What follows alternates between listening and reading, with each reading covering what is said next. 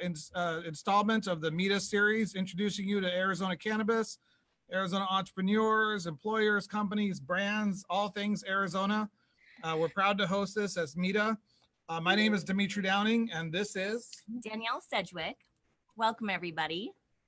So we work together to run MITA, and we're proud and honored to host these individuals today. We've learned, obviously, the world is changing. These virtual events give us an opportunity to sort of network, get to know who's out there in the community and what's happening. And I just get stories right and left about amazing things that happen from these little virtual meetings. Oh, for sure. It really is extraordinary. Like 2 weeks ago, we had a virtual meeting and an individual was talking about how they were available for consulting. A national company called me and said, how do I get a hold of that individual? And I passed on the phone number, and they probably are going to get like a $40,000 consulting contract going into 2021 because that company wants to be involved in Arizona. So we're thrilled to present these individuals, people who are involved in the cannabis industry, ancillary, plant touching, legal. I haven't found any electricians yet to feature, but this is a big family of people who are involved in the cannabis industry. There's growers, there's bud tenders, there's owners, there's investors, there's dispensaries. There's just so many. And we look forward to presenting them to you today. So without further ado, the way this is going to work is we're going to go through and introduce each of our panelists for 1 to 3 minutes, tell you a little bit about who they are, what they do, where they're from, what their brand, their company, the ancillary connection, how long they've been involved in the industry, learn a little bit about them. And then after we do that for 1 to 3 minutes, we're going to turn it over to Danielle. And Danielle's going to start asking some of the many questions that were submitted on Eventbrite over the last, week or two, and then get to other questions and other topics that are germane to the whole subject of women, cannabis industry, etc. So does that sound good? Everyone ready? Hi, Carmen. Let's, everybody's audio good? Good? Got a few people on mute. All right, so who do we have first up? So let's start with Sonia Martinez. Sonia Martinez, the legal eagle. Let's start with one of our lawyers. Thank you, Sonia, for joining us. It's been a pleasure getting to know you over the last 8 years. One of the top attorneys in the state of Arizona. Tell us a little bit about yourself and where you're from. Well, hey, thank you for having me. I appreciate it. Happy to be here. So my name is Sonia Martinez. I am an attorney. I've been in Arizona for about 15 years now and have run my own law firm for the past 13 years. My law firm is currently located in Mesa, Arizona. And I am also the vice president of the Arizona Cannabis Bar Association. We are open to attorneys only. However, we always appreciate the support of ancillary companies. In regards to my practice, I handle mostly family, juvenile dependency, and criminal law. However, for the past 9 years, since the Medical Marijuana Act has been around, I've essentially focused on how Arizona's Medical Marijuana Act affects those specific areas of practice. I'm actually currently working on an appeal to the Superior Court with respect to the pregnancy warning and medical marijuana patients. And so essentially how the whole pregnancy, DCS, child neglect issue works. Additionally, I assist tribal governments with creating their own cannabis programs and implementing law and order changes so that tribes could, kind of diversify their economic fields and no pun intended, start to get some hemp and other things growing.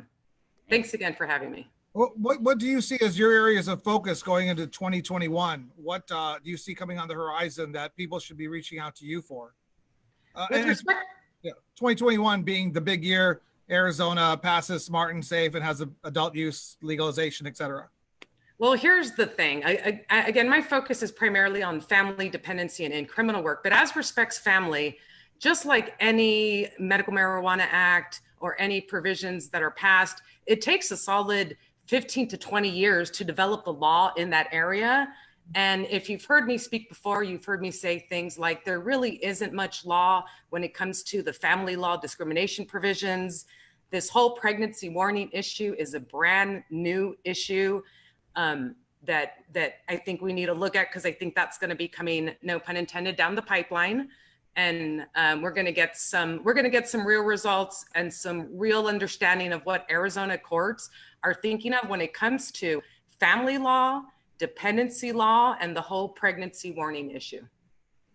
Well, you know, there's so many aspects of marijuana that touch so many areas of law, and the statutory changes, the legal aspects of it. I'm sure you're going to be very busy.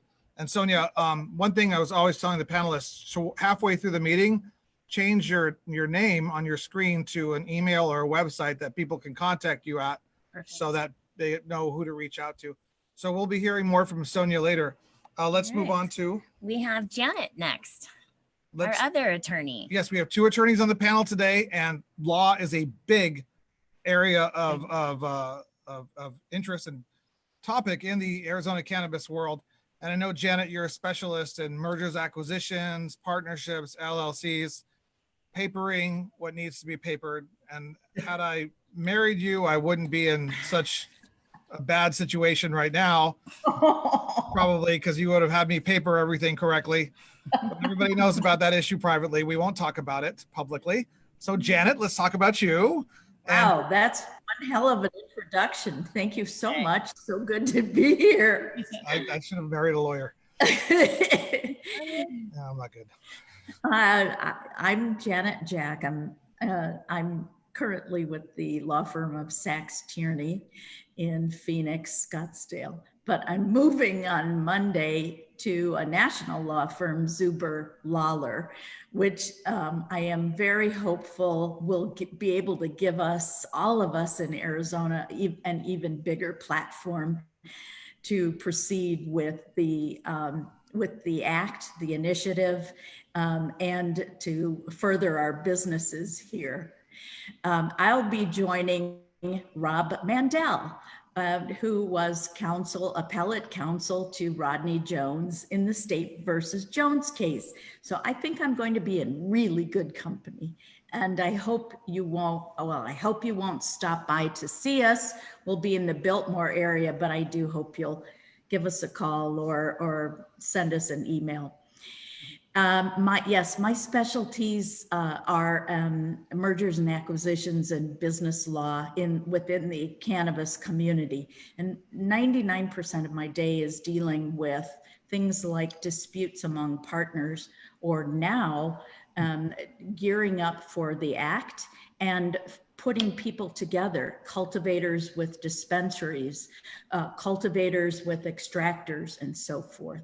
There's a lot of activity going on in that area in preparation for the act passing.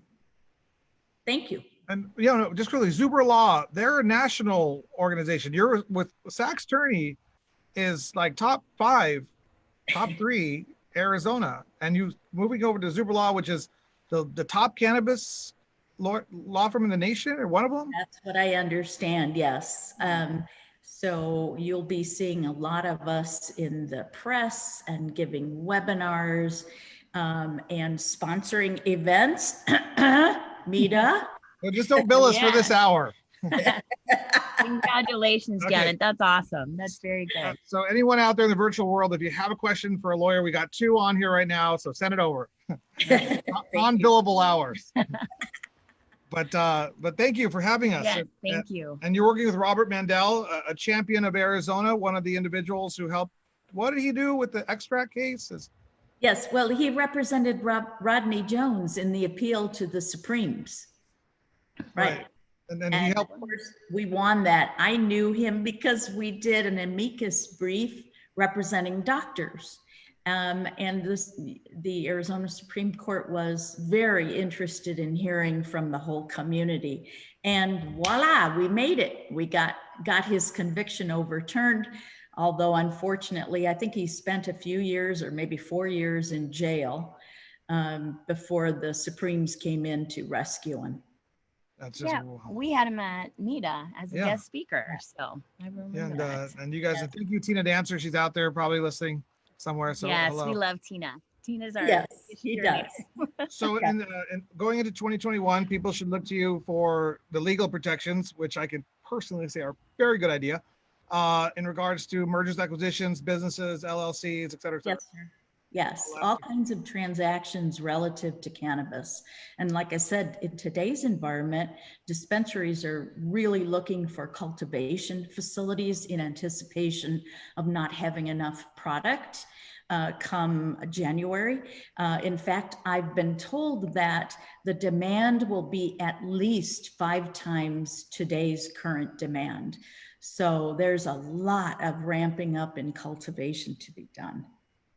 Oh, that's fantastic. And we're glad to have you. Thank you very much. Thank you. Moving on. All right. And next we have Dr. Hope Jones. So excited to have you back. Last time you guys did this, Hope was actually a moderator. So welcome back.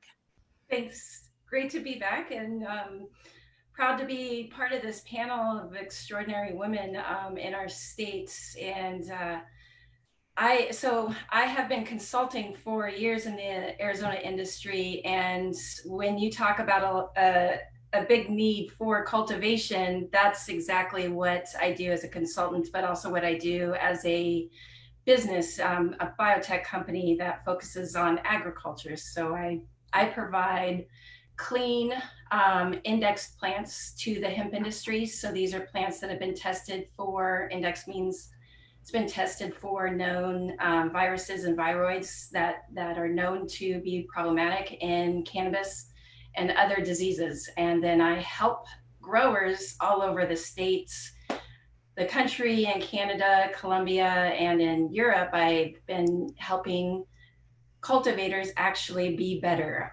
It's so critical. Our margins are huge. And they are getting smaller and smaller over time. And we need to make sure that as a business of cultivation, to do this at commercial scale, that we're dealing with the very best genetics, that we know how to cultivate in a clean way for a medicine. That's what this is all used for, after all.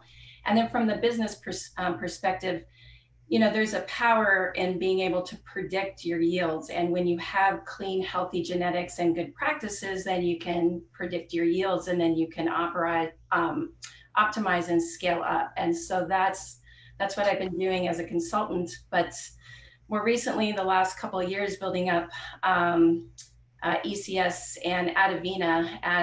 Adavina is the hemp young plant company, and selling clones and doing plant tissue culture for the hemp masses has been a fun couple of years. So thanks for having me. Yeah. What do you see where's your future, 2021? How do you see your business growing? What kind of clients are you bringing on board? You know, from a client perspective, I've been slowing down on some of the consulting because the other side of my business being busier and busier. So I'm focused on clients who really want to transform, that are struggling or designing anew. I love designing labs. I'm not an engineer or an architect, but neither have the architects or engineers ever been a scientist knowing what needs to go into a lab. So it's a beautiful collaborative relationship to make sure that everything works right, fits right, and the client is getting what they need. But I think from the grower perspectives, the necessity to optimize and automate what we can. So let's stop hand watering, because that brings so many problems anyway, and there's a lot of waste that comes with that. It's a greener way to practice, and you're using your labor more efficiently, because we do have margins. We're going to have a saturation and a competition that we need to worry about. So we just need to be smarter on how we do it. And the most important thing that I've seen is an understanding that the retail on that side is where the businesses make their money, but everything matters on the upside, upstream of things. And that's the cultivation, most importantly, the healthiest genetics that you can get, because that makes a better business flow. So it's all about the genetics. So I think that's going to be a growing focus as people are coming to terms with dealing with their sick, old, diseased, infected genetics. And by the way, I forgot to mention this. We're always taking new ideas for new panel discussions. August 6th, Janet's partner, Robert, is going to join us to do a summary of the legal challenge to the Smart and Safe Act, August 6th. August 13th, we're having a social equity panel. And Sonia doesn't know this yet, but she's invited to participate on the social equity panel. What it means, what it has meant, the discussion of, because we know it's going to be a huge theme in 2021. Hope Jones will be back for an early October testing part 2, which might be a really controversial situation. It might be flying perfectly. So I just wanted to mention everybody that Hope Jones will be back for that. Janet, and then we're going to have wonderful panels. Every Thursday, we're going to have great panel discussions, and people will be getting to meet and know the people in the Arizona industry. Mm-hmm. We're also going to start doing more patient-centric panels, fitness and cannabis, sleep and cannabis. So we have a lot of really great ideas coming up. So we're very excited to share with all of you with all those. So moving along, our next panelist is Carmen with Hippie Ticks. Aw, thank you guys. I am so blessed and honored. Thank you so much. I can't believe this. This is crazy. Is that for me? This is a Hippie Chicks Yum thing. Thank you. That's for me. I love it. Thank you. He has emojis, just everyone be prepared. For me. Thank you. Yeah, I am so honored to be on this panel. Thank you so much. You guys know I started out with Dr. Mike with a piece of chocolate and an idea, and started at MITA. And you guys and also Women Grow just helped us get into the industry 4 years ago. Yeah, I was just kind of asking questions, getting information about the legalities of being in CBD and THC. Like I said, we just had an idea for our chocolates. We wanted low dose, strain specific products that would be great for new patients that are just trying out edibles, or those that need to microdose. And so, yeah, I just wanted to bring a new product to the industry. So it was so great because MITA was there with open arms every month. They'd be like, hey, I'm here with my chocolates. And you guys were just so receptive. And now look, I'm so excited to announce that Hippie Chicks will be launching our THC line with Nirvana in September. So yay, we did it. I'm so excited. Congratulations. So could you hold one of the Hippie Chicks boxes up to the camera? And we got to get her to tell us the story behind the concept of Hippie Ticks, because I've sat down with Dr. Mike many a times, and it's such a fun, amazing story. Yes, definitely. Well, Dr. Mike is my business partner, and the concept of Hippie Chicks. Well, first of all, we had a lot of women coming to us and asking about THC and edibles and things like that. And they were kind of scared to try edibles. I was scared when I first got my patient card to try edibles. 5 years ago, it wasn't so regulated. Your THC content could say 50 and it was 100 milligrams. And, you'd be kind of like, whoa, okay. Yeah. So it's gotten better. And then, yeah, that's honestly how we started. But Hippie Chicks, there's lots of different chicks. And my business partner, Dr. Mike, he actually, I'm going to call him out. I hope he's watching. So Dr. Mike, his ex-girlfriend, her name is Aries, and she had like 6 sisters, and they were all hippie names, like Butterfly. I think one was Aries. The other one was all sorts of different hippie names. Luna was another one. And so actually Luna's on the box as well. And so it was just kind of cool because, they're just like hippies, there's so many of us, and we all have our different strains that we love and different needs and things like that. So it's kind of cool to be able to kind of pair that, with a great story. And yeah, we wanted to bring this product to the community and share that with everybody. So yeah, you'll be able to find us in Nirvana September 1st. Nice. And you guys actually have Arizona women as characters on the packaging. Well, I didn't know this. We do. Yeah. Lots of Arizona women. So let's see, actually, while I'm on it, let's see, Coral is actually one of Dr. Mike's friends. And then actually we have our other medicated line. If you know Parisa, the marijuana mama, she's going to be featured on our packaging. Yeah, we have lots of different women throughout the industry that we just want to thank and recognize, and you know, because it's men and women that make up this industry. So I'm just so honored to be here. So hippie men, I like the name Demitri. Yes. Just throwing out if you need any, you know. What flavor would you be? I don't know. Just I'll pose though, you know. Okay. Oh, I'm gonna hold you to that. Why don't we just do a Men of Cannabis calendar? Yeah. Ooh, I like that. I'm outnumbered here, so I'm not even gonna say anything. That's next. That's next. The Tryout start next week. If I get a hands up for a Men of MITA calendar, let's do it. Okay. You know? I mean, I'm getting the Dean with his shirt off. And, So this is how a real women's panel should roll, actually. Right? Exactly. This is right on par as I expected. all right. So Hippie Chicks, great. I love your branding. Your marketing is awesome.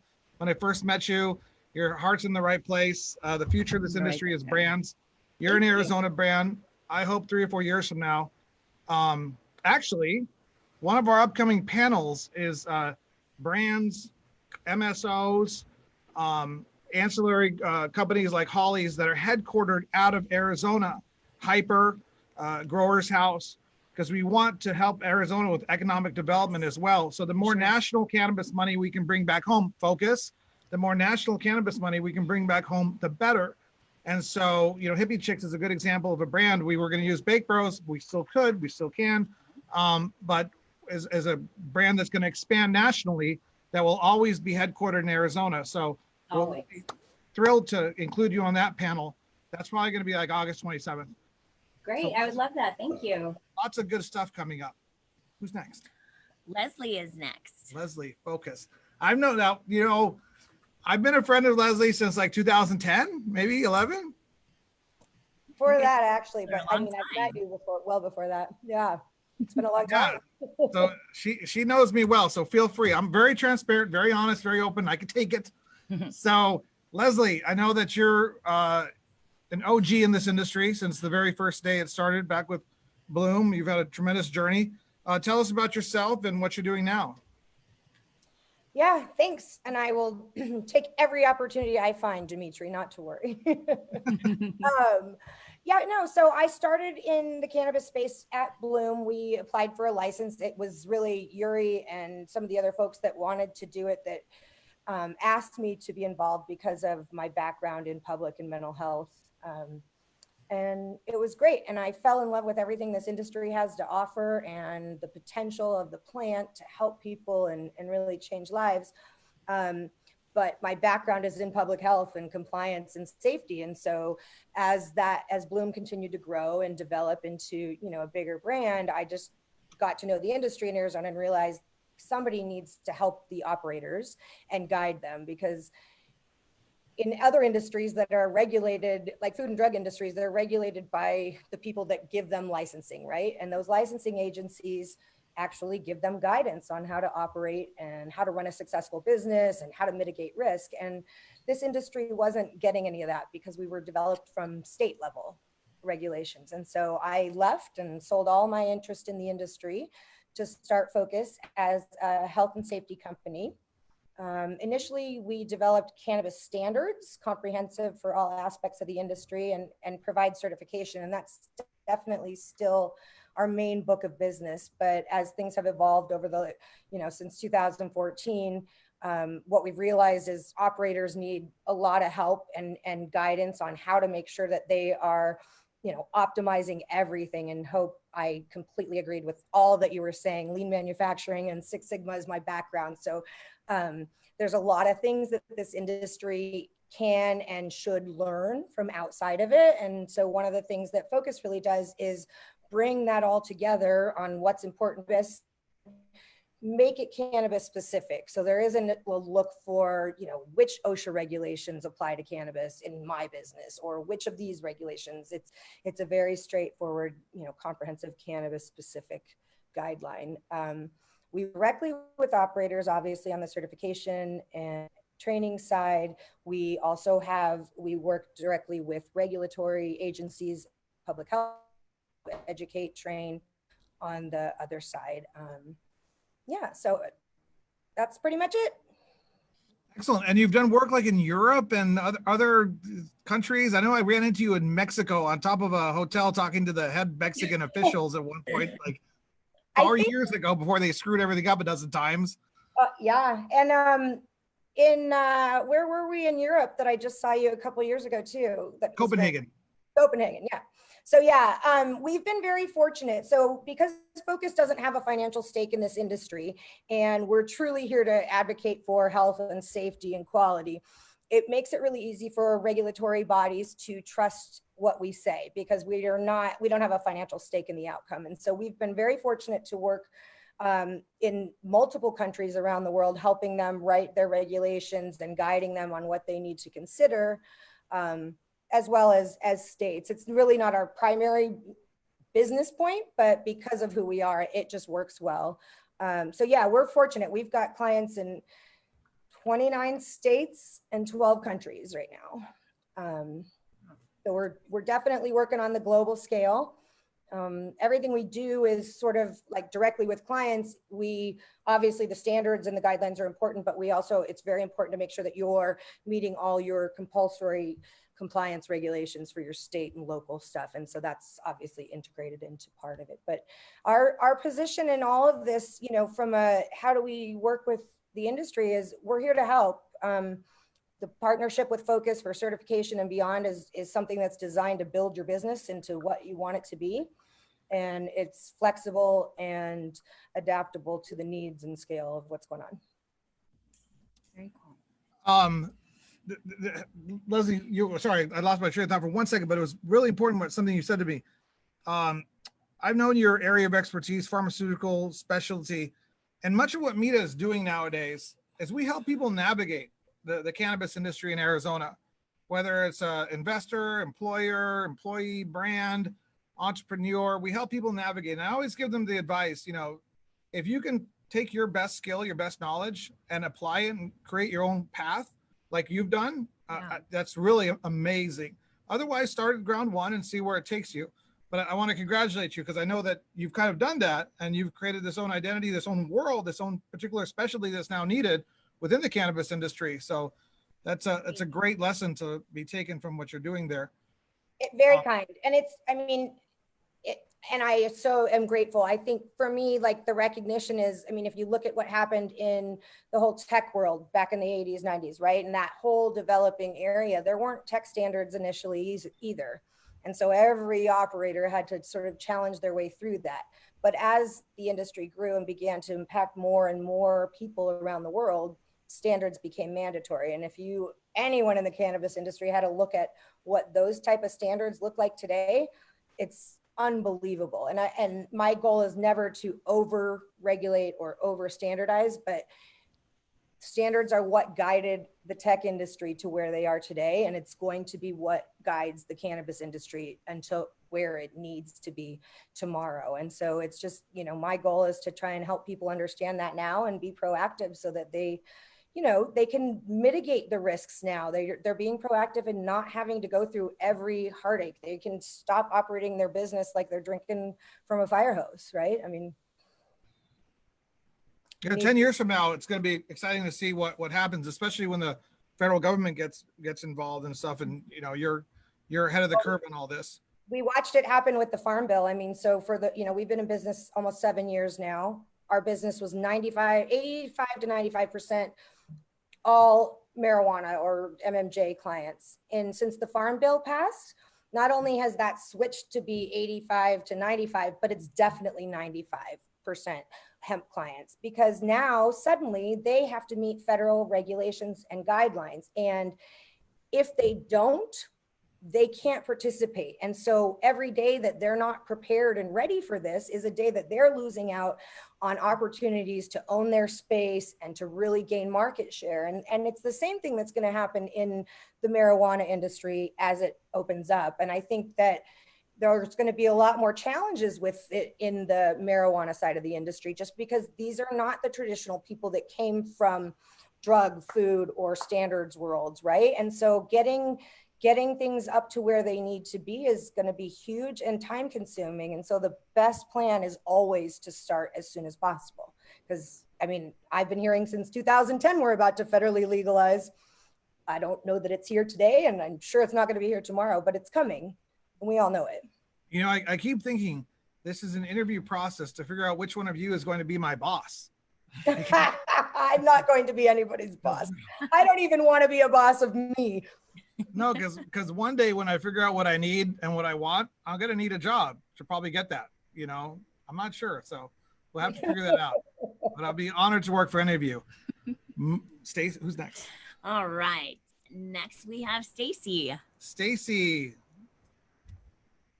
Unmute. How you doing? Okay, we're unmuted, everybody, and hello. Thank you for giving me an excuse to put on lipstick today and converse with people without a mask on. So I'm eternally grateful. First, hi to everybody who already knows me, and hello to anyone who doesn't. My name is Stacey Scholl. I am a cannabis professional here in Arizona. I have a pretty particular story on how I got into the industry and how I advanced myself and prevailed through some shortcomings and some transitions and, you know, some trends and whatnot. I started up north in Uncle Herb's Health Center back in the early 2010s when we still had the farmers markets in Phoenix that we were stoked about with edibles that were high dose that we couldn't find anywhere. So I started up north in Payson, Arizona. I had a huge advantage in Payson because half of my family was part of law enforcement and the other side of my family was involved very heavily in the postal service and banking. So it was just easy to create a community outreach program with a dispensary with some history with my family. So currently I am the founder of the Link & Co. What I am doing now is I help facilitate the success of cannabis companies in Arizona as well as outside Arizona to, I know the whole classic line is do what you do better, but ultimately what I like to do is connect with brand aligned cannabis companies and look under the hood and identify where those loose nuts and bolts are, create some strategies through sales, marketing, and operational approaches to help elevate them, sustain them compliantly at that as well, and ultimately make a really well-rounded machine, especially if they're looking to plan to expand into additional states. So I had really good experience with a couple clients here in Arizona, Dr. Burns Relief, C4 Labs, and I had great experience. And so what I found after a few clients, I felt like my services after being in Arizona for so long would be best utilized outside of Arizona for states who are new to the medical game or new to the recreational game to almost be preventative, especially with compliance and operational approaches. There's really not a template that you can just pull without paying for it, especially if you just attained a license somehow. So my job is to help facilitate the organization through sales, marketing, operations. Here in Arizona right now, I'm with Shango Cannabis. And if you guys haven't heard of Shango, I would love to elaborate further about it. But it is an indoor cannabis company and it's in one of the largest facilities here in Arizona. The Revlon building, right? Yes. So these guys started up in Oregon. And if you guys went to MJ BizCon as well, you'd see the dispensary in Las Vegas. It's beautiful. They expanded into multiple states. So it just made sense to progress into Arizona, especially with a facility with such potential. So I wanted to talk about a couple things that Shango's done since launch. And we provide flower, whether that's white label or branded. We're coming out with 1/8 jars and 1/4 ounce jars. We're coming out with fresh pressed live rosin, which is already on the market. We offer popcorn. I'm looking around at all my notes and everything too. So it's been a while since I've done a virtual conference, so pardon me. But Shango is badass because we have our staple genetics. We know what works well inside of a facility that size, and we know what doesn't. We're also playing around with some phenos. We have a brand new COO who is a rock star. We implemented a ton of additional IPM measurements. So we are definitely renovating that building because it's a big piece of pie, and I've only gotten lost twice in there. But what we're really trying to do and plan for is the regulatory changes with recreational as well as the testing bill, and also scale accordingly for the recreational market. So what my job is to do is to help scale that in an organized fashion, because in an agricultural atmosphere, I mean, it's crazy volatile, right? We can have a completely successful crop, and we could have a completely tested, hot, dirty, defective crop. So we need to really understand how we can develop new SOPs to help mitigate those issues. So the reason why I jumped on board full time with Shango here in Arizona is because there was such opportunity. So we launched in February, and we're in about 50% market share. So for a brand coming to market that everybody had zero idea of who we were and what we did, I'd say we're doing very well, especially with almost 50% market share. So I attribute that to the quality of the product. I attribute that to my personal relationships that I've worked my ass off to get, and to really build trust with people and accountability too. So we care about the regulatory changes as well. We're putting our QR codes and everything accessible to provide full transparency for our jars. We're connecting with Cannacribs in the future to provide a cultivation tour. We currently do not have a retail dispensary. We're under somebody's license. So we're under the Oasis license. Hi to Rami and the crew. And Rami's listening. Hey, Rami, if you're out there, Oasis. Yeah, you know Rami. Come on, everybody knows Rami. So I'm really excited about Shango because it's the product matches the package. And I think historically, from where I come from, the package has to match the product. And in relation to when jars first came on the market, there was a very prominent brand that came to fruition, and it was very exciting. Unfortunately, the product inside was subpar. So the strategy and the story had a huge disconnect. It actually misrepresented the brand and the person representing that brand with his huge name in this historical industry, and even before it was legal too. So I think there's work to do. And I think that myself, being boots on the ground for so many years, the reason why I launched the Link & Co. is to help bridge that gap and create a smaller void between the 40,000 foot view and the boots on the ground. Because not only does that create a lower turnover rate, you get tangible, measurable experience from people who are literally purchasing your product. I think it provides some self-awareness and a self-inventory, because if a company has no self-awareness or doesn't do a self-inventory, it's like a brain surgeon can't do surgery on himself. So what my job is to do is really provide feedback from outside sources, including my partners that I trust so much, to really let us know how we can do better and also what we're doing well. So there's a lot to do. And so we have limitless opportunity. We don't want to be in every dispensary. We want to be in the right dispensary. So we're excited. There's only 2 of us. It's the boys and I, and we're kicking ass. So I love it. I love working with these guys. Now, any recruiters out there, if you work with Stacy, I got a finder's fee, because they're going to be recruiting you. Your amount of knowledge, we could do a whole show on just you. You know, it's just incredible. And thank you. Packaging. I'm still a big fan of Hippie Chicks, but I got to check out your packaging a little bit more later. I just love the Hippie Chicks packaging. Ridiculous. Awesome. Now we save the best for last. Hopefully she has got a good connection, and she's available. Holly Cottrell, not Cottrell, Cottrell. I can pronounce it right. Holly, are you available out there? I know you're in Zion or the great outdoors somewhere. Are you there? I am. Can you hear me? Yeah. Sounding a little robotic.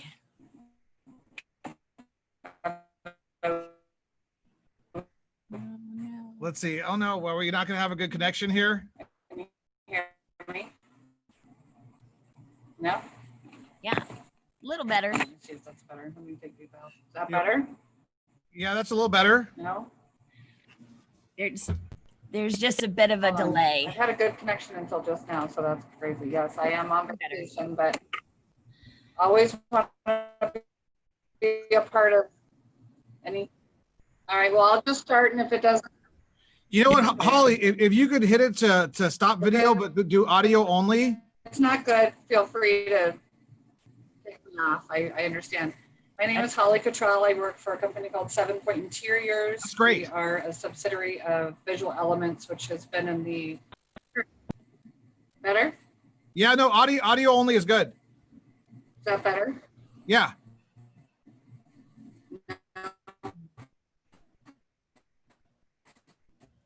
Oh no, it keeps cutting out.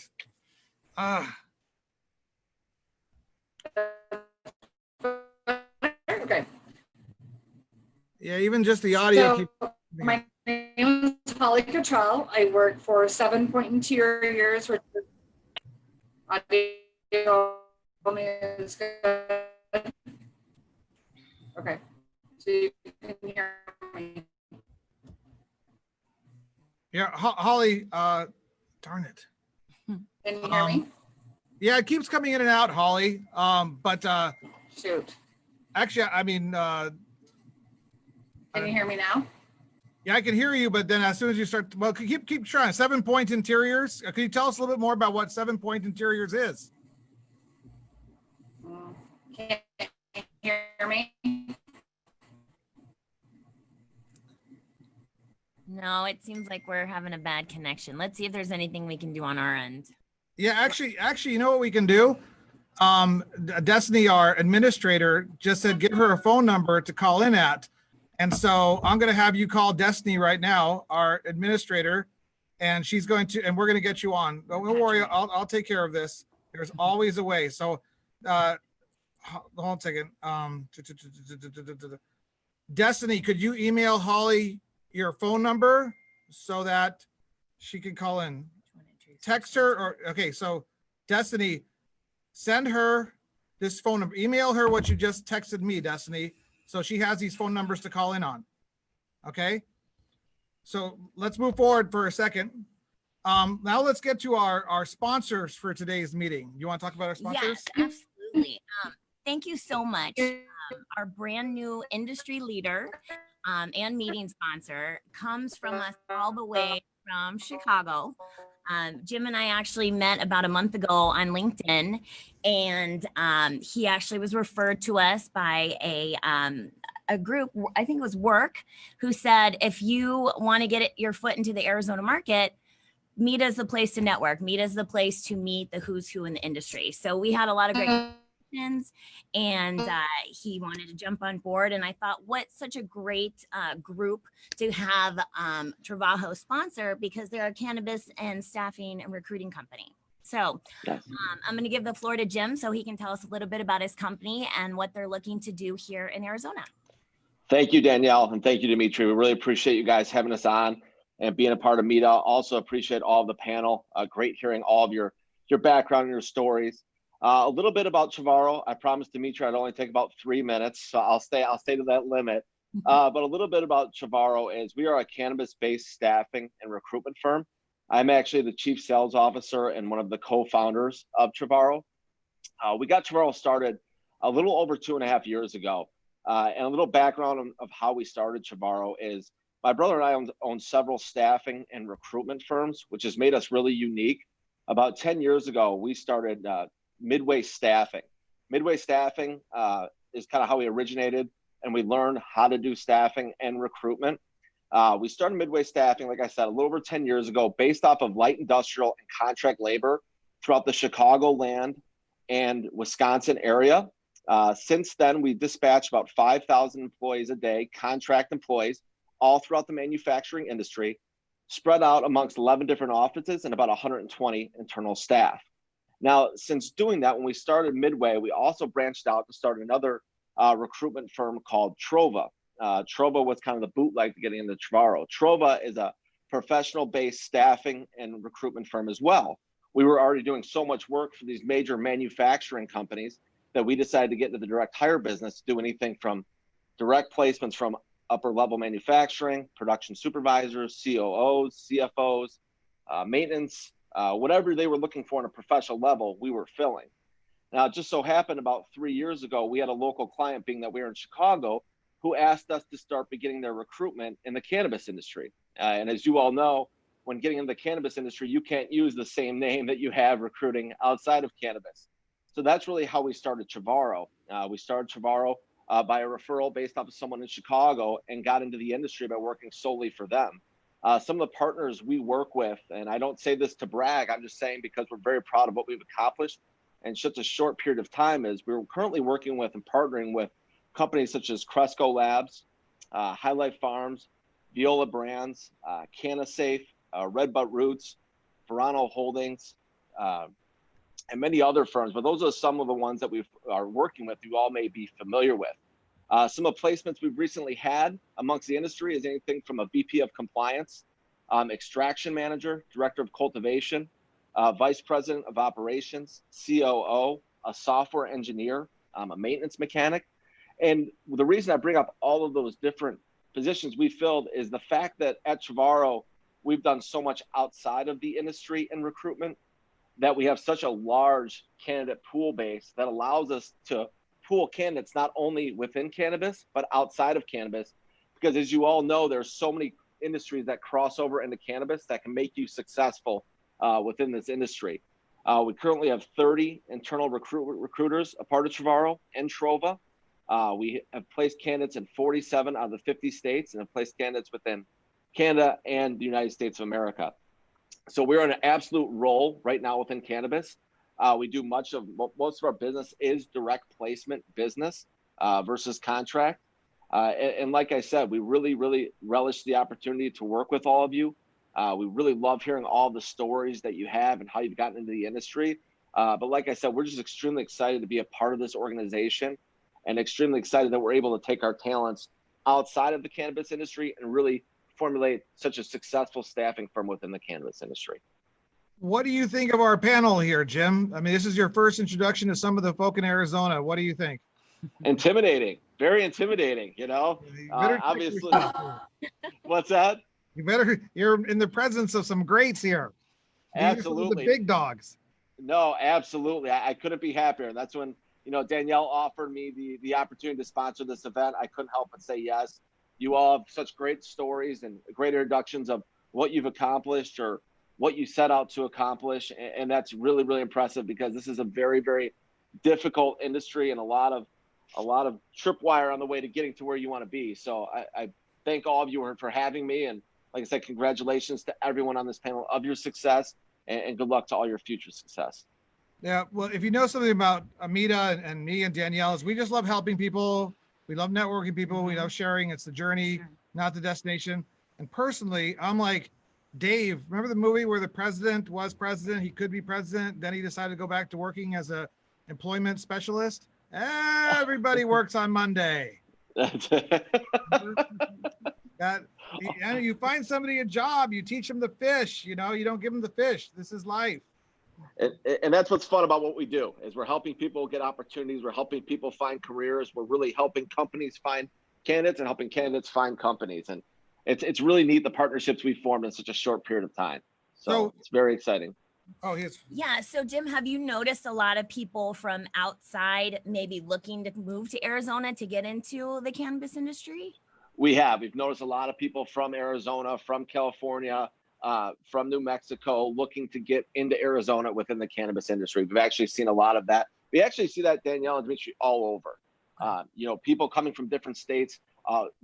We just did a stat, 40% of our candidates relocate. They relocate to other locations to get into cannabis. So it's almost as a way to get into a new industry, get a new fresh start, really get to be somewhere where they want to be in the role that they strive to be in. So a lot of people are relocating right now to be a part of that. Well, now's the right time to work in Arizona. We have some 8,000 DA card holders, probably 10 to 15,000 individuals whose financial futures and realities are directly dependent on cannabis. It's projected to double after the Smart and Safe Act passes in November 2021. We're going to double the size of this industry, probably 40% growth in employees. It's going to be an incredible year in 2021. So we all have a lot to look forward to and be thankful for being involved in this industry. And it's guys like you that keep MITA going so that we can help people meet each other. And you never know what happens when people meet each other. Never. It could be good or bad, right? Absolutely. But I think we have Holly Cottrell back on the phone. We're going to try this, see if her phone connection works, because she is one of the top executive consultants and individuals in cannabis. Sevenpoint Interiors is really well known. Holly, can we get you to tell us a little bit about yourself while you're on the phone? Yeah, can you hear me? Oh, yeah. Much better. All right. Yay. Holly Cottrell. Yay, sorry about that. So a little bit about myself. I was innocently put into the cannabis industry in 2010 through my husband, Steve Cottrell, when he started the first testing lab in Arizona. And I was in the mortgage industry and decided that about 2013 to 15 that I didn't want to do that anymore. And I saw cannabis doing some amazing things for humans and pets. And it was just an amazing thing to watch what cannabis was doing in Arizona. And so I decided to join the industry in about 2015. And my background is nothing to do with the medicine, but in design and fixtures, building, retail type of situations. So I went to work for a company doing exactly that for a couple of years, and then I was brought on to Sevenpoint Interiors, which is a division of Visual Elements, which has been in the in the retail industry for over 30 years. They build out Nordstrom stores, Louis Vuitton, Coach, Club Monaco. They have their clientele is incredible. Their base is wonderful. They've been around for a long time. Their quality is amazing. And they decided to get into the cannabis industry in about 2018. And so they brought me on board to help them with business development in the United States because they're based in Toronto, Canada. They are a global company, so they do retail all over the world. So this has helped the cannabis industry in the sense of having the ability to use quality materials and be able to build these spaces out, these dispensaries out into a real retail looking environment from, back in the days of the shady black windows, underground, you feel like you're going to get arrested when you walk out of type of dispensary. Now you can walk in and it's whatever you want it to be as the retailer. So you can have the beautiful Apple store to the Tiffany store to, somebody who's, you want something that's, more LA or hip based or whatever. So whatever you want, we'll do it all. And we can do it within anyone's budget. So it's been a great couple of years with this company, and we've really, really moved forward in the United States. We work with Curaleaf, we work with Cresco, we work with Soulflower in Arizona. So we're global, so we have them all over, but mostly for us in the United States, those are some of the big clients that we have. It's such a massive transition from what used to be the hippie culture to the alleys because of the prohibition to now the modern cannabis dispensary, and you're taking it you're at the final level, the evolution, the cusp, the pinnacle. Can you tell us about maybe your favorite project that you've been involved in that you kind of as a memorable event or a memorable place? Well, I've had a lot. I do a lot of trade shows, so I'm all over the United States all the time until COVID. This has been the longest I've been home since I started with this company, which is, it's a double-edged sword. But I have so many to talk about. I can tell you one that I've really helped and guided on my own.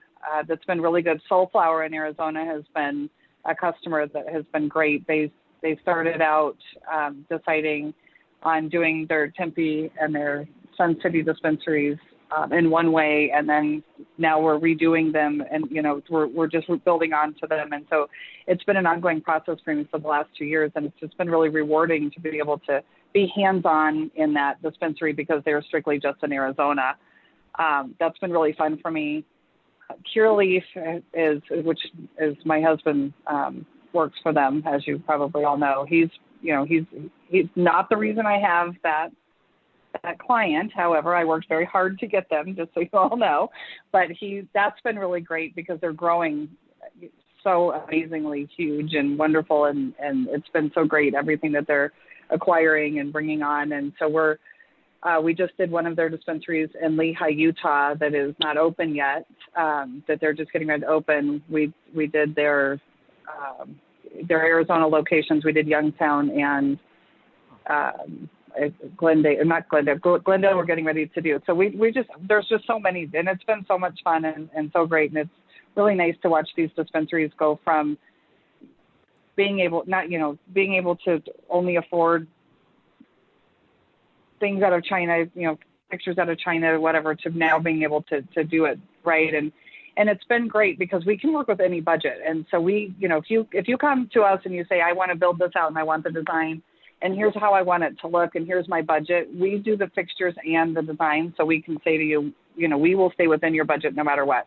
So we will design and build this to whatever your specifications are, the way you want it to look, and within your budget, because we can value engineer anything and make it as beautiful as you want it to be, or any type of aesthetic you would like to see. So it's just been great to work with all of these people across the United States and Canada, of course, and to be able to watch these dispensaries open and come to fruition and be successful and be able to have these quality fixtures and designs in there that are really working with their demographics.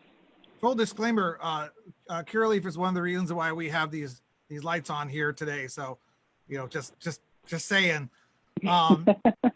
Also, did you do the Midtown the Midtown dispensary? Midtown, I didn't do it all. I had my hand in it for sure, because that was ours before Curaleaf. But I had my hand in it. They didn't use my company for the fixtures, but the design part of it we did have our hand in. Well, they needed the fixtures so quickly, so we couldn't get them done in time. So but that is being redone from us. So when they remodel it, it will be all of us. It will be from us. But the original design was. Well, I believe that the Curaleaf dispensaries and the design and the placement of security cameras, at least, was recently responsible for solving a major crime in Arizona in regards to the torching of the Democratic Party headquarters. That is correct. That is correct. You're very right. It's because of a dispensary and security cameras and cannabis coming through the legal pathway that a crime was able to be solved in Arizona. I mean, the correlations are subtle but real, and I never failed to notice that stuff. So, kudos to Midtown and the design over there. Well, we thank you. Isn't that great? Yeah. So, Holly, I'm glad you stay on the phone. We have you as a little green phone emoji, but it's cool. Okay. People know how to get a hold. As long as I'm on, that's good. No. So in 2021, you're looking for more clients. What kind of clients? Any clients, anyone with a dispensary, anyone who wants retail build out, we do the design, and we also manufacture the fixtures, but we don't have to do it. It's as big or as little as you want. We can help you with visual merchandising. We can build your cases, your display cases. We can design your entire store. We can do as little or as much as you need. If you already are open and you just need to maybe redesign or maybe have a new flow in your store, we can come in and help you with the flow. If you just want a concentrate bar, we can do that. If you just need visual merchandising displays or something, any and all, as big or as little as you can imagine, we do it all. Well, that's great. Now, this is where we take the group photo. We're going to Photoshop you in. Now, Lezli, I need you to turn your camera back on. And Jim, you can turn your camera back on. So everybody needs to, and sometimes people wander off to the restroom and stuff. There you go. Stacy's ready. Lezli, are you there? Or she might have wandered off. Okay. So Destiny, you're going to do the screenshot at the count of, let's say, give Lezli, come on for a second. Okay, at the count of 3, we're going to do a screenshot, and this is going to be what we use to, promote on the website. This video is all these videos, so people can learn all kinds of things about Arizona, are available on our website, YouTube as well, and it's there for posterity. 50 years from now, we'll be looking about the situation and saying, what the hell happened in 2020 and why are there so many Zoom meetings? Right. In addition to every panelist's contact information. So if you see somebody, you have another question, we don't get to it, and you want to email them or reach out to them specifically, then you can go online to our website and get all of the panelists' information. So okay, so Danielle, you get ready for the first question, and we'll do the photo. Wait, well, you got to get in the photo, Danielle. Say, you got to smile. Okay, ready? Photo 3, 2. You got to look right at your camera, so your eyes are perfect. Don't look at the screen. 3, 2, 1. Good, Destiny, you got that? Okay, I hope you do. Let's move to some questions. Danielle, do you want to shoot away? All right, yes. So we've had so many questions come in. So we're going to kind of just get through them. A lot of them are kind of the same, but the first one is, what are some current cannabis initiatives or projects geared toward improving the lives of women, non-business owners in the cannabis community? I was gonna say, does maybe Janet or Sonia want to answer that one? Start off. Janet, do you want to start by answering that question? No. we're gonna. We had that one set up perfectly for you. Yeah. You're on mute. You're on mute, Janet. Unmute. Yeah, we know that you're involved in mentorship and helping others and women evolve into the cannabis industry, and so we wanted to set that one up for you. But we go to Sonia. Yeah, you mentioned something earlier about the pregnancy, so. Well, so I'll first say that the Arizona Cannabis Bar Association, we reach out to the female lawyers as well. I represented an organization a couple of years ago called Mamas. The one who leads that is a Brandy Williams, and that specifically is, I mean, indirectly for women in the sense that that is an organization for families with children with autism. What we had tried to do a couple of years back was we had attempted to add autism on as one of the qualifying conditions. We unfortunately were not able to prevail even at the administrative law level, but Mamas was my client, and that was definitely an organization. And I know there's a couple of other organizations like that do help families and therefore indirectly help women. I'll be quite frank, I'm not sure, maybe other panelists could speak to this, Stacy or anybody else who does have their boots on the ground. I'm not familiar with any other organizations. I wish there were more, and I'll tell you this, if anybody is interested in setting one up, I'm happy to sponsor. Well, I know all of you are great mentors and leaders and always available for individuals. And we were looking for information about, maybe activities that you're involved in, or advice as for, women who want to get involved in the industry, if there are any programs or mentorships available, or, does anybody else want to speak to this issue? Oh, there's Janet. Thank you for opening that up some. I think one of my contributions to mentoring is to help people figure out how to build, say, a book of business or their own business by connecting with key people like Demitri and Danielle, and to join organizations, but not just join, but to actually participate, and participate a lot, so that you get real coverage and you begin to know the key players in the industry, and you publish, you get on YouTube, or you put out some periodicals, newsletters, etc., and really make a full-blown effort at getting known. That's the name of the game today. And if anybody wants to know more about how I got into this, please don't hesitate to email me and we can talk. Okay, thank you, Janet, and I appreciate that. And I was kind of a plan for you to say, oh, I send them the MITA. because I cannot tell you how many people come to us and say, Sax Turney, Janet, Tina. Yeah. No, and we do. We love to take clients to MITA. They have so much fun. They love smelling the pot wafting through the room and having a glass of wine and listening to the great speakers. They really do. I mean that sincerely. And if you notice over the years, I think we're like in year 4.5 now. I used to drink, and now I just do so much yoga that I host the meetings obviously in the front of the room, but I transitioned away from that. Anyways, that's not important. Any Hope, Carmen, Lezli, Stacy, you go next, and then how can we help others, help young women, help lead? Okay, Danielle, can you read the question one more time just so I didn't misunderstand it? Sure. Or anything? Okay, thanks. What are some of the current cannabis initiatives or projects geared towards improving lives of women? Okay. Not a deposition, don't worry. Demitri, you're so pretty. Here's the thing. So I can't say 100% that it's women forward to help elevate and put positions of women into certain. Demitri, I swear to God, I'm going to put you over my knee and I'm going to spank you. So knock it off. Okay.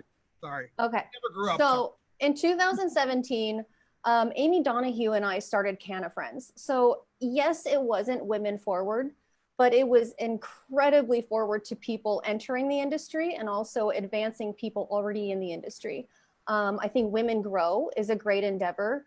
I would encourage everybody to stay relevant with Women Grow. And if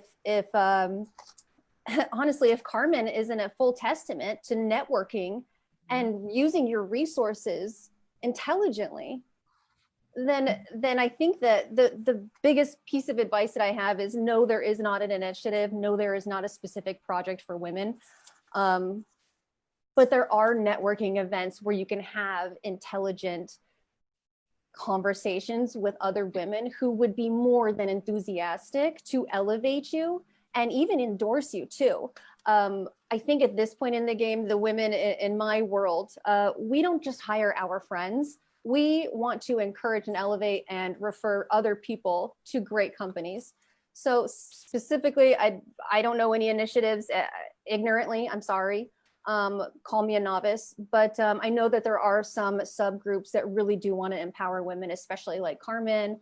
You want to talk about Dina Miller with Mood, Chelsea Mulligan with Cess Strategies. You want to talk about Amy Donahue. You want to talk about Let's Get Baked. I mean, these women have made names for themselves and put their skin in the game and put a pound of flesh on the table for quite a few years. So I would encourage everybody to be resourceful with the resources. I mean, we have our cell phones with a shit ton of contacts in them for a reason. Use them. So I digress. Sorry. And then Stace, we'll get to Carmen and Lezli in a second, but you just created a new meeting that we're going to have here on Zoom, and we're going to call it Networking in Arizona How To. And we're going to have the head of Canna Friends. I'll bill you later. Head of Women Grow, head of ADA, head of MITA. We're going to have any organization that's doing networking, and we're going to have the 4 to 10 individuals on here because we believe in sharing, and that's a good thing. So if you want to know more about that, sign up for the MITA's email listserv so that we can get information out to you. Lezli, go ahead. I was just going to say, I was invited through Cannabis Trainers with Maureen McNamara to participate in Inside Insights, which is just a coaching session for women. So if you were interested in a free 30-minute consulting call, you just signed up and we did it. And then the consultants were left to decide how they wanted to handle that with the people who signed up on their own. And I will fully admit that it happened in the worst time, and I'm still in the process of going through all that. But I guess my point would be to women in this industry that are looking for that type of service and mentoring would be just reach out. I mean, if there's somebody that catches your eye or that you feel like this is the way you want to go in this industry, part of the problem is that we're not comfortable as women reaching out to one another, and there's this competition. But the reality is we should all be helping each other as much as possible.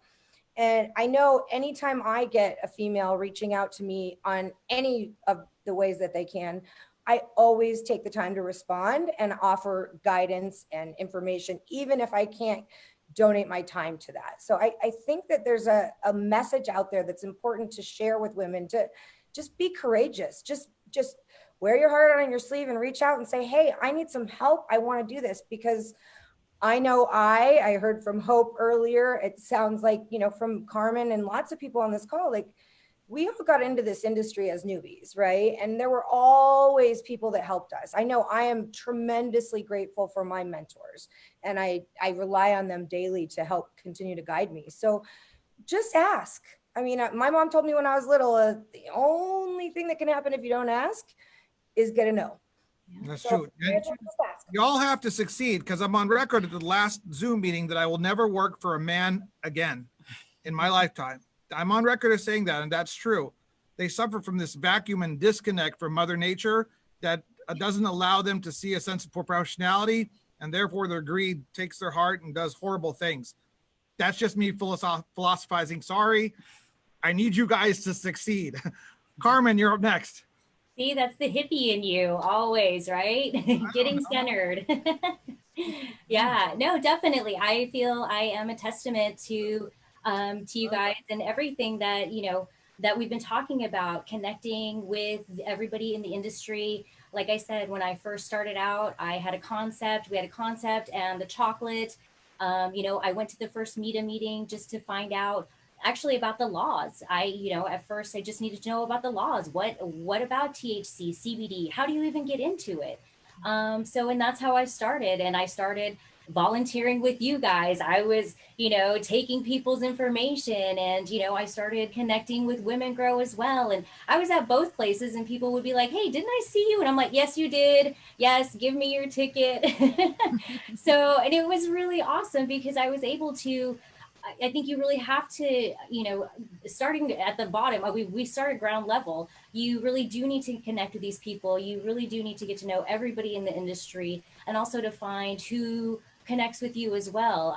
You know, there's a lot of different companies out there and a lot of different dispensaries, and you want to find somebody that really takes your brand and wants to, you know, keep your brand and everything as intact as possible, and, you know, that wants you to flourish as well. And it was really awesome that being able to be with MITA, I met everybody in the industry, and it was really cool to be able to connect that way.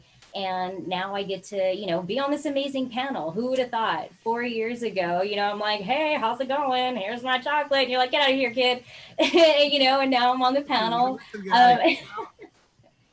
Right? Yeah. And it's just so awesome. So it really can happen. You know, you really do. Like you said, you got to put in that hard work.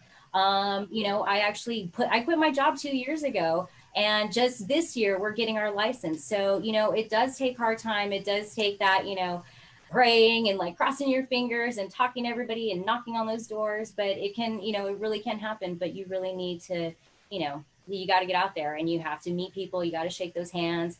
One of my mentors, Marvina, always said, you know, you got to hee ha ha, shake everybody's hands.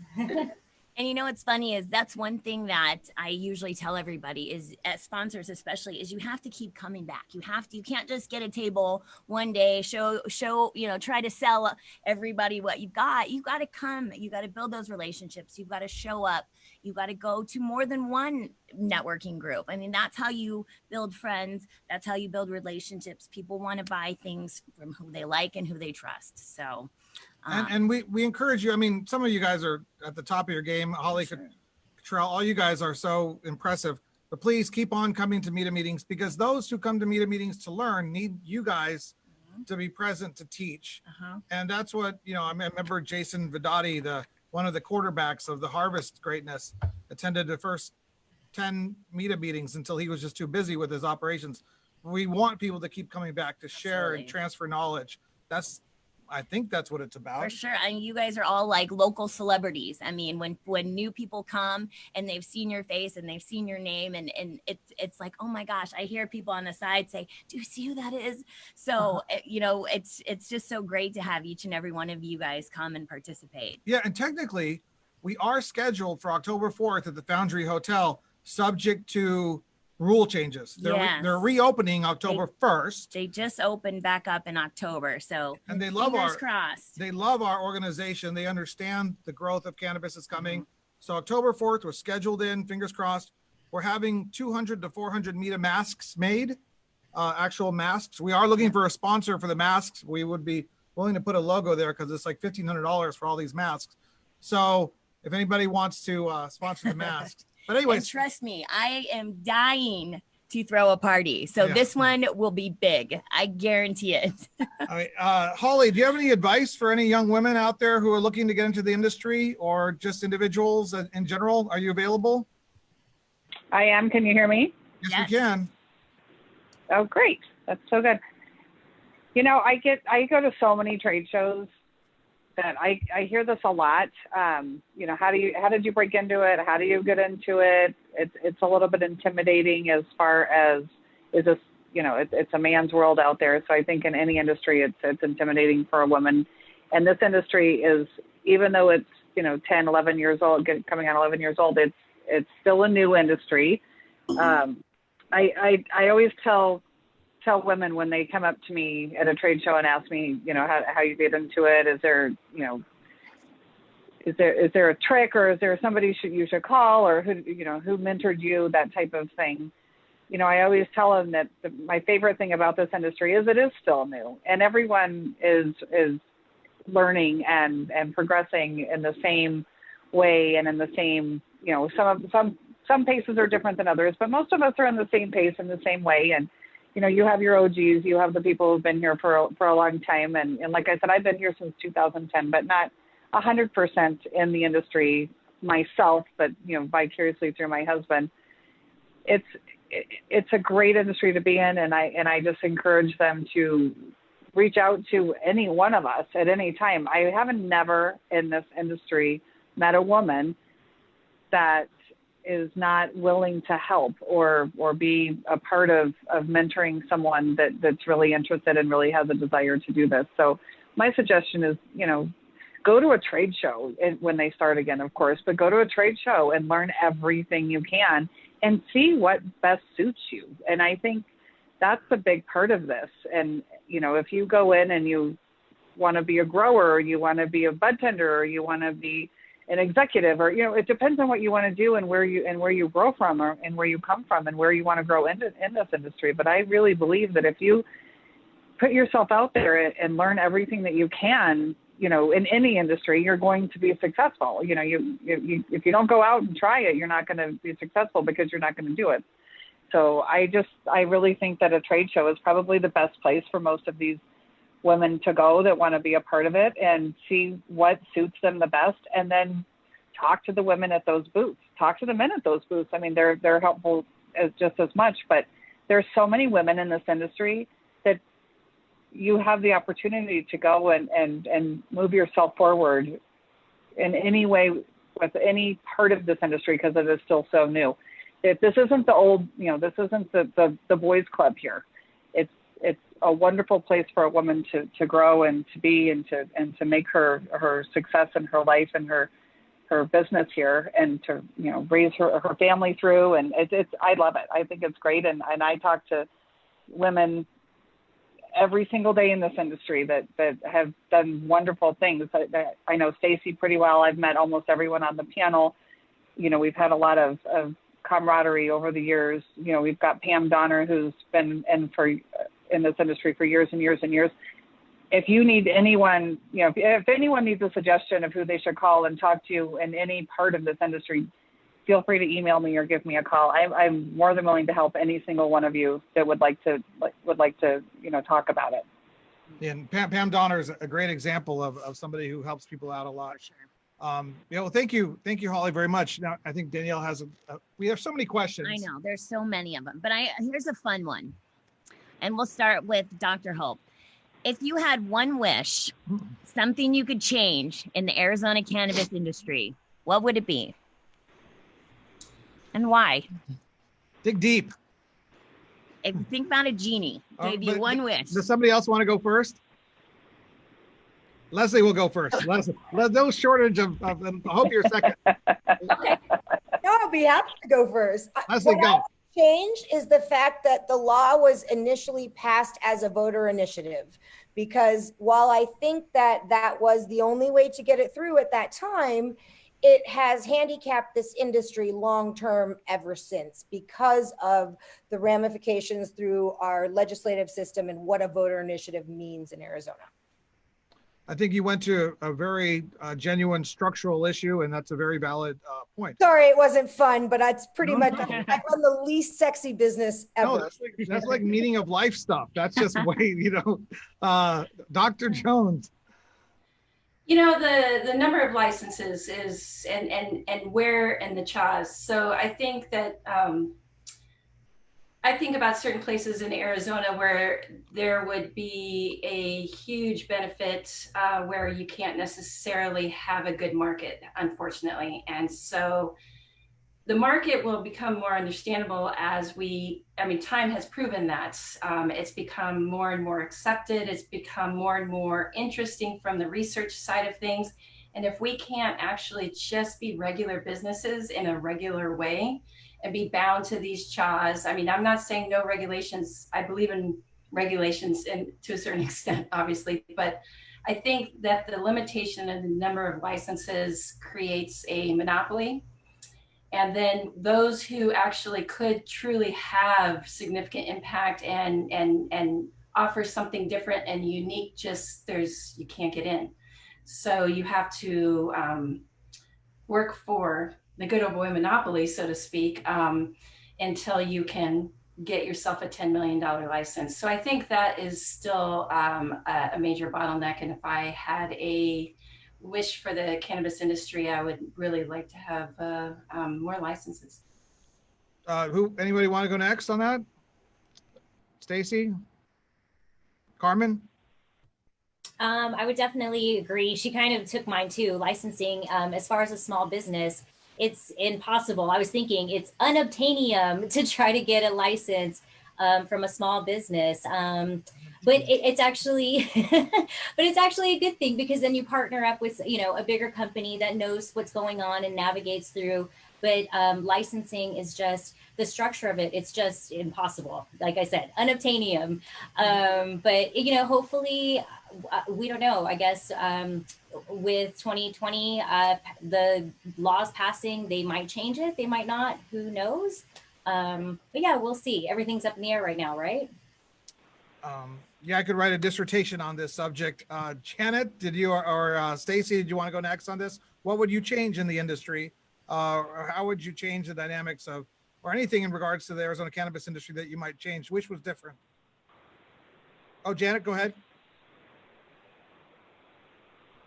I would have liked to have seen a broader diversity with, and I'm totally down with the social equity program that we hope will be robust under the initiative.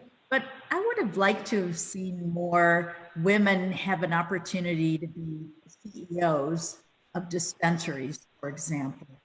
I think women do offer a substantial value.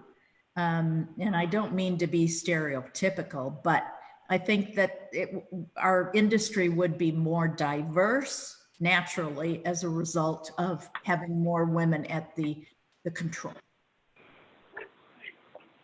I'll be stereotypical for you and say that you're right. Stacy. All right, so I'll start with, there's a lot of dispensary owners that are doing things the right way, and I'll just kind of go north, south, east, west. So Dave Spillman up in Flagstaff, Ryan Hermansky and his gang up north in Flagstaff are doing things very right because they take care of their own. And a happy employee is a productive employee. And what I wish is a more of a cohesive effort of the 40,000 foot view of those individuals to actually take their gloves off and get, put their hands in some dirt, because they can understand the shortcomings of their cultivators, packagers, and processors. So in order to decrease the turnover rate, owners have got to have an idea on what's going on in the boots on the ground. And I will pound this into the ground as much as I can, because I've experienced a highly developed brand. I've also been a part of a newly developed brand. So south of the state, Mo and Rami and Ari and those guys down south, take care of your employees. They're doing great jobs. So if you want to talk about Pam and you want to talk about Andrew Provencio over in the east, Ann Torres is taking care of Green Hills over there. I think there's a really great elevated effort with a couple dispensary owners and organizations to take care of those who take care of you. I also think there are some shortcomings. So back to the original question, what I really wish is that there was a more cohesive effort on both parties between the 40,000 foot view and the boots on the ground, corporate versus grassroots, name it whatever you want, incredibly binary at this point. But I think people will understand each other's ideals once they understand where someone's coming from. So if you question judgment rather than motive, I think people will have a better understanding that we all want the same thing. It's just the path that it's going to take is completely different. And so what I ultimately want is that I want leadership to listen to the boots on the ground. And I want the boots on the ground to be able to be coachable to acclimate to our future for cannabis. No, that's Is that weird? No, I mean, that's a valid perspective. It's valid because it's tangible. We launched a brand in 2018 that took them to $3 million a month in less than a year. And there was such a high turnover rate, but the numbers looked good and it looked great on the surface. What the problem was under the surface is there was incredibly unhappy employees. There was subpar product. And so of course the brand completely fell through. So ultimately and ideally, a really good parallel effort to actually have both parties acclimate to each other is nothing but conducive to us sustaining our industry. So right. You're absolutely right. We're dealing with, in the last 10 years, an industry that's evolving from the black market to the traditional market. We're developing traditions. We're developing a culture. And what you're saying is those are the ones who will win. Those who see what you're saying, who understand that dynamic, which is fantastic. Right. So we have to evolve. Really we have cool. to. Anyone else on the grand changes to the Arizona cannabis world that wants to jump in? Holly, anything? You know, I do have something to say. I feel like in the very beginning in 2010, when it was compassion clubs and there was no retail really quite yet, and it was, patient to patient transfer, that type of thing, I feel like there was camaraderie. I feel like it was a small group of people. Everyone knew each other. And then as licenses were given out, retail was starting to open, that type of thing. There was a lot of butting heads. And Demitri, you had mentioned something earlier about the men in the industry. It was almost trying to be taken over in that sense of, who's the bigger guy, who's got the bigger checkbook, that type of thing, and who's going to fight the hardest for what they want. And there was a lot of fighting in the industry with each other instead of fighting for the greater good to make the industry move forward. There was a lot of fighting that caused the industry to not move forward and to kind of stay back and not look quite as professional and as great as it is becoming today. And I feel like that really took us back a lot in this industry in Arizona.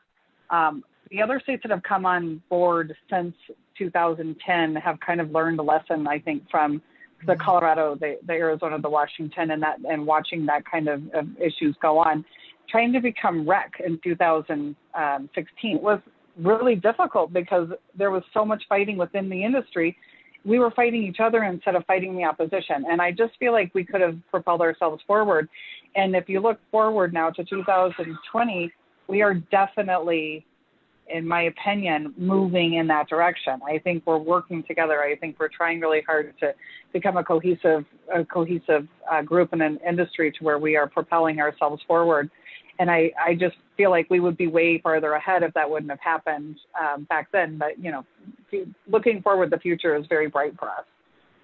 Holly, I just want to pop in. This is Lezli, and just say 100% in agreement. And I think that your message is super important because as a whole, this industry wants to succeed, and we all want generally the same things. There may be different pathways and whatnot, but one of the things that I think has held this industry back, and especially the marijuana side, more than anything, is a lack of unity and agreement and messaging. And the thing is, we have to start recognizing our similarities instead of our differences, right? Because there's always going to be differences between everyone. But if we all just take the position that we are in this to build a safe and legal and global cannabis industry, we've got a common goal. And I really appreciate that you said that.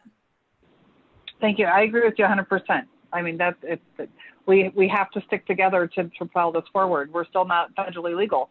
If this is going to happen for us, we have to stick together. We have to be strong as one. We can't fight each other. We have to propel ourselves forward as a united group. We're fighting big enough outside, right? So as an industry and as operators and participants, we need to be united so that we can get our goals accomplished. Absolutely, absolutely. Sonia, did you want to chime in on any industry changes? Did you come speak on this yet?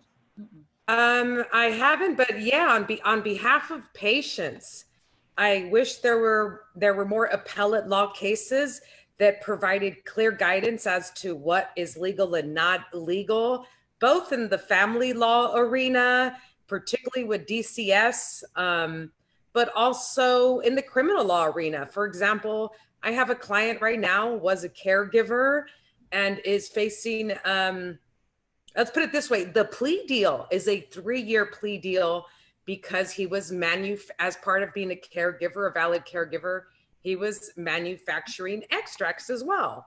Well, guess what? That very specific issue still is not clear. The issue of whether or not a caregiver, a valid caregiver, could actually manufacture his own extracts, although technically some of us will say, yes, there is no clear guidance. So on behalf of patients, I wish that by now, about 10 years later, there'd be a little bit more appellate case law, but who am I kidding? I mean, we barely got through the whole general, are extracts even legal issue 1 year ago today.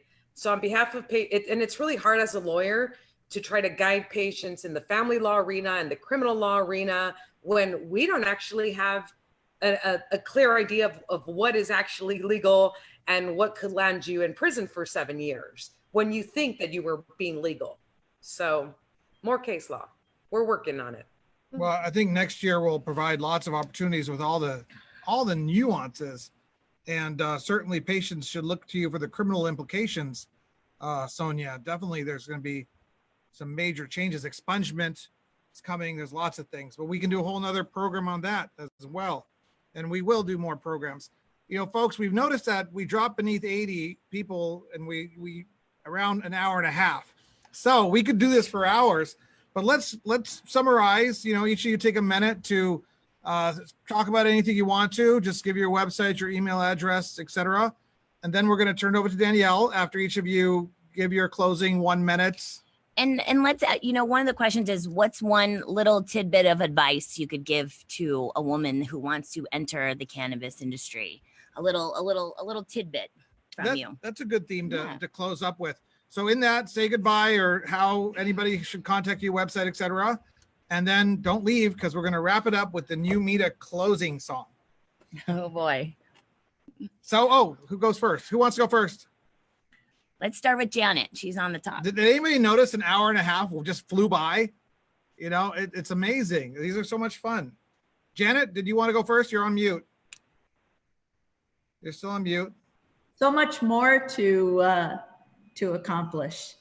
I think the key to women expanding in this business is to try to save money on your charge card and take people to lunch. And by that, I mean, you know, spend time together. Yeah, COVID may be an impediment today, but spend time together, really get to know somebody, because I'm sure that person will want to advance you in your career in cannabis. And good luck. Janet, I like the charge cards idea. I'm available for breakfast, lunch, and dinner. Okay. I got to eat. You know, you're a Sax attorney, Sonia. I mean, you guys all should take her out. Yeah, that's true. I probably should take her out. All right, we'll leave that alone. Okay, sorry, Carmen. Okay, so my advice for a woman getting into the industry, honestly, you just have to go network. You really need to network, get out there, make yourself present, go to all the events, get all the education that you need, and shake lots of hands, meet lots of people. Everybody that I met is just so amazing in the industry. I don't think there's one person that was like, no, sorry, I don't even have time. And I've met everybody, you know, even owners of dispensaries. So everybody is really great. Yeah, but you just got to go out there and network. And thank you so much for inviting me to be on the panel. I appreciate it. Dr. Jones. My advice is actually for the female owners, managers, supervisors. And I think it's very easy for many of us, once we get into a position where we have some opportunity to influence who we actually hire and bring into our organizations, to remember that bias goes not just in the direction of the males. Women are as biased as males are. And when we are interviewing two cultivators, for example, if they both appear to be equally competent, the natural tendency is to go with the male because just cultivation seems to be more masculine. So I think that's just a natural tendency that we all, and an unknown bias that we all carry. And the same is true for minorities. And if we don't, as individuals who have an opportunity to actually help make change, remember every single time we sit down in an interview or every single time we're training people, give everybody the same opportunity, but realize that we have that bias, then we're never actually, we can keep asking and giving women advice all we want, but it won't make a difference if we don't actually make the change amongst ourselves in the industry. So that's my 2 cents. And thank you for having me a part of the panel. And ECS is Emergent Cannabis Sciences, and you can find us at ecsciences.com. Look forward to chatting with everybody soon. Awesome. Thank you. You get a lot of Indiana Jones jokes like the Dr. Jones, Dr. Jones. I do, as a matter of fact. It's the only, I tell people all the time, my name is Hope, right? And so call me Hope. And if everybody really wants to say Dr. Jones, they have to do it Indiana Jones style. Then I will. Dr. Jones, Dr. Jones. Okay. Okay. Who's it? Holly Cottrell. Now, Steve always says Cottrell. When I say Cottrell, he says Cottrell. It's whatever. It's whatever you want to say. We're good either way. Oh wait. Okay. Wait. You're good either way. Okay. Okay. Absolutely. I've gotten my head slapped a couple times. Oh, ignore him. I'm the boss. Okay. That's why you want to work for a woman. That's right. That's right. That's right. Okay, I'm going to tell him that I can say either, as long as I'm saying Mr. Cottrell. Exactly. Okay. So what message? My message to the women: if at first you don't succeed, try again. Keep trying. It's not easy. Nothing's easy. If it comes easy, then it's not. It's you're not going to be successful at it. We have to work really, really hard in everything that we do, and we have to definitely work really, really hard in this industry. Everyone does, as a whole. This industry has to work really, really hard to get where we want to go and propel ourselves forward. So if you're really wanting to get in, try and try again and keep trying and ask questions and educate yourself. Education in this industry is going to be the biggest key to you being able to succeed and get hired and find your niche and what you really are going to help us move the industry forward. And so I just feel like just try and try again, education and try again. That's my 2 cents. And for you to get a hold of me, my email address is holly.cottrell, which is Cottrell. Say it however you want, but that's how you spell it.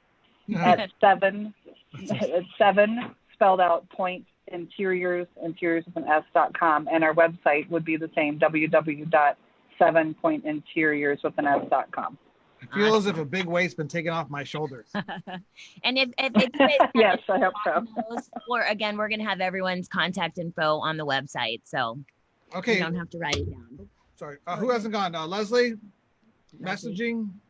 Yeah, just super glad to be here with all these ladies. Every single one of you, like everything you said on this was just so spot on. And I'm honored and thankful to you, Demitri and Danielle, for having me. To me, as a message to women wanting to be in this space, wanting to grow in this space, the biggest thing is be brave, take chances, because there's not many industries that have as many women leaders as this one. There are not as many industries that have as many women employees. And so by default, women have a big network and a lot of opportunity and a big pool of resources to pull from. And so again, don't be afraid to ask for help. Don't be afraid to ask questions.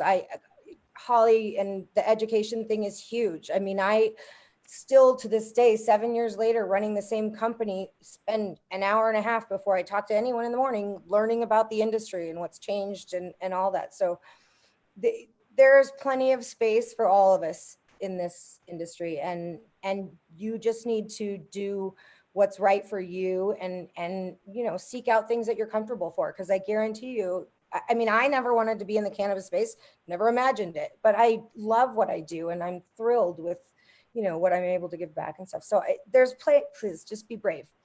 See, Danielle holds me back. She says, be professional. But as you're talking, if we were one-on-one, there's nobody else around, I would bust into with a little perseverance, you can get things done. You know, Corey Hart, Never Surrender.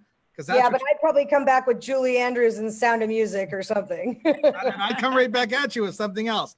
We're going to have to do this MITA unprofessional style officially sometime. So I'm sorry. Maybe we should make like a name that tune or something. Yeah, just, you know, okay. I think you secretly wanted to be a game show host. I don't know. So Stacy and Sonia. Okay, so I want to talk to an audience of 3. Audience number 1 are people trying to get in the industry. Stay relevant, don't become obscure, tighten up your resume, become part of the groups that are not just the popular ones, but more informative and more objective rather than subjective. I think the amount of Facebook groups out there there's a ton of them. So I would encourage you to stay relevant in the popular, actually brand forward, professional forward groups. Reach out to those people. Number 2, let's see, hello.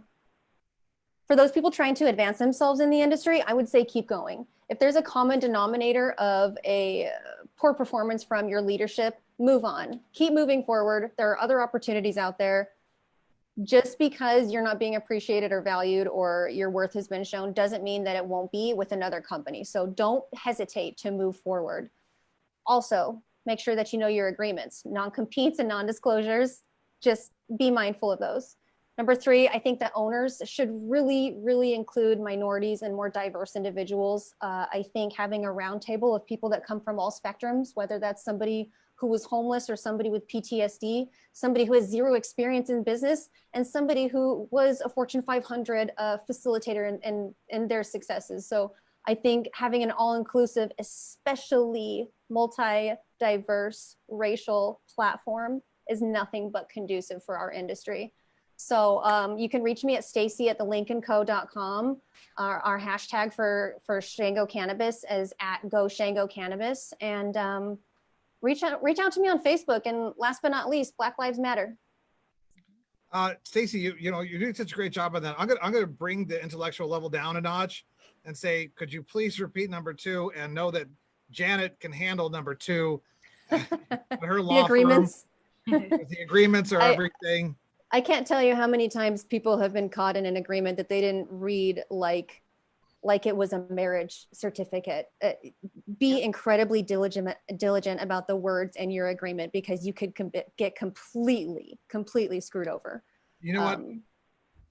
Integrity matters, but not everybody knows that. And Janet can help check their integrity. Yeah, definitely reach out to Janet and Sonia, because they're OGs, and I'm sure that at least 5 women on this panel right now know every single person's dirt in this industry. Yeah. We're just cannabis professionals. We choose not to do this. Is there, you know, Janet, just real quickly, if somebody's looking to start a form of business or an LLC or get involved with somebody, an employment contract, do you guys give like free initial consultations at Zuber Law? Does that happen? Yes, we do. Okay, thank you. Thank you. Sonia, go ahead. Nice. Well, thanks again for having me. I always want to be mindful and encourage the safe and responsible use of cannabis. Like you said earlier, Demitri, utilize pre-existing skills to engage the market. So for me, I'm a lawyer. I was a family and criminal defense lawyer, you know, and have been for 13 years. However, once the Medical Marijuana Act came around, I started to focus my already existing family and criminal cases toward the cannabis cases, if you will. And just practically speaking, especially now because we're in COVID, I would recommend that at least once a week, reach out to one new person and say, could I get 15 minutes of your time via a phone call? Just 15 minutes. I have a couple of questions. You know, if anybody asked me for a 15-minute phone call, I would happily jump on. So at least one person once a week, one new person once a week, see if you could get a 15-minute phone call with that person. And thanks again for having me. Thank you. Thank you very much. A couple housekeeping notes, www.MITA-AZ.org. Make sure that everyone out there is on our email list. And just to jump off on that, take the time, if you have a business and you want a business listing on our site, log in and enter your information, because right now we are working on, we're spending a lot of time working on our new and improved website. Destiny has put in countless hours. We have a very small team here, so we you know, this COVID happened, we've really been on our computers trying to perfect and get everything up and running. So when we can go back, we have so much more to give you guys. So, you know, thank you so much for sponsoring and becoming members. And we're countlessly working on more ways to give you guys more features and benefits for it. And so, you know, I've learned, and we've come up with some new good ideas of some good, panels to have. You know, we could have these 9 people discussions alone with nobody all day long, and I have Zoom meetings with 1 or 2 individuals. But having this in a public forum adds a level of transparency and honesty that I think people appreciate. And that's the theme of cannabis. No black market, no alleys. This is a modern world. It's a new industry. We're creating a new path and new cultures, new traditions, new regulations. So I just want to thank you all for being here again. And you're all invited back for future panels. Absolutely. We have, Stacy, I don't have one for you yet, but just dream one up. And we have a tremendous email reach, and we reach a lot of people. And so we look forward to having you. So we're going to try this again, okay? As we say goodbye, as we close this out, I'm going to play a song, and everybody needs to look left and look right and say hello to the person to your left and your right, because MITA is a big family and Arizona is a big family. So thank you for being here. Thank you, guys. Thank you. A lovely lady who was pretty, so you gotta go like this. very lovely girls. All of them had hair of gold, like their mother, the youngest one. Cheers, guys. Thanks. It's a story of a man named Lady. Thanks for everything. Time to do a dab. Hope you gotta look right left. There you go. Janet, right left. Thank you all for being such good sports. Thank you. Bye. Bye. Hi, everyone. Thank you for having me on. That's the way we all became the Brady Bunch. The MITA Bunch. Bye, guys. Thank you. We became the Brady Bunch.